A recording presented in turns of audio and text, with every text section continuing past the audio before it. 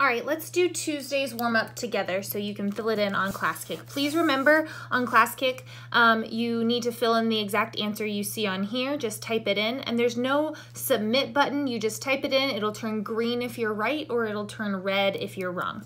Okay, so this says the cross-country team has 116 students come to try out this year.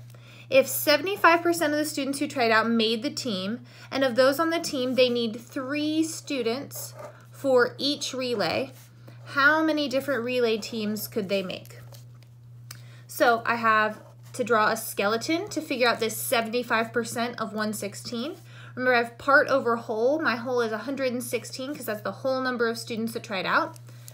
Percent always goes over 100, so I have 75 divided by 100.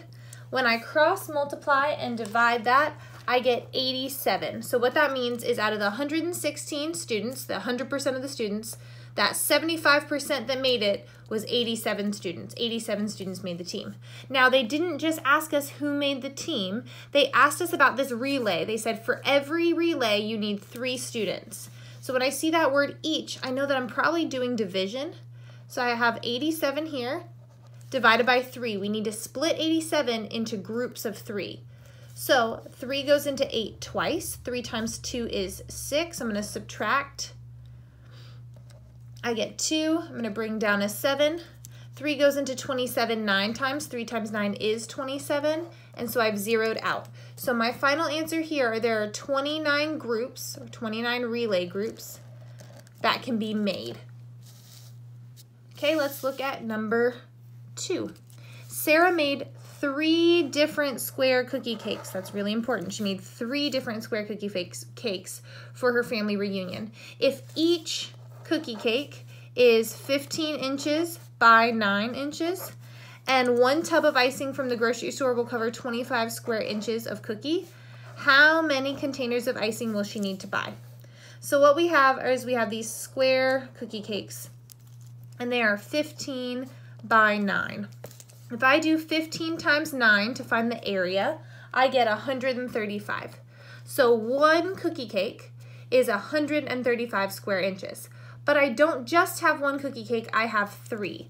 So I need to do 135 times 3, which will get me 405. So the area we need to cover with frosting is 405 square inches. So if I have 405 square inches, and I'm going to divide that by 25 because each can of frosting can cover 25 square inches. If I type that in my calculator, I get 16.2. So we need 16.2 cans of icing in order to cover that cake. But the grocery store doesn't sell cans of icing in 0.2, they sell them in wholes. If I get 16 cans of icing, I won't be enough. I'll still have this 0.2 left that I need to frost. So when I go to the store, I need to buy 17 containers of icing. I could buy ice cream too, that would probably be pretty good with cake. All right, last one.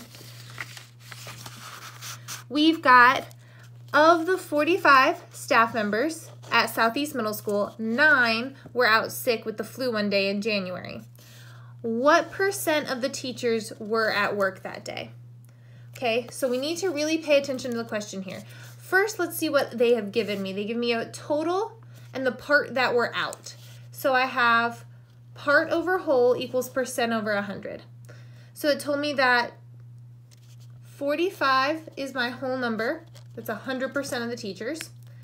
And I have part of them that are there is 9. We don't know what % of the teachers that is. So I'm going to cross multiply. 100 times 9 is 900. Divided by 45 is 20. So 20% of the teachers were out sick because this number 9 goes with how many people were out sick. My question didn't say what % of the teachers were out sick. It said what % of the teachers were at work that day. So if I have 100% of teachers, 20% are out, that leaves me with 80% that are left in the school building. So 80% of the teachers are there.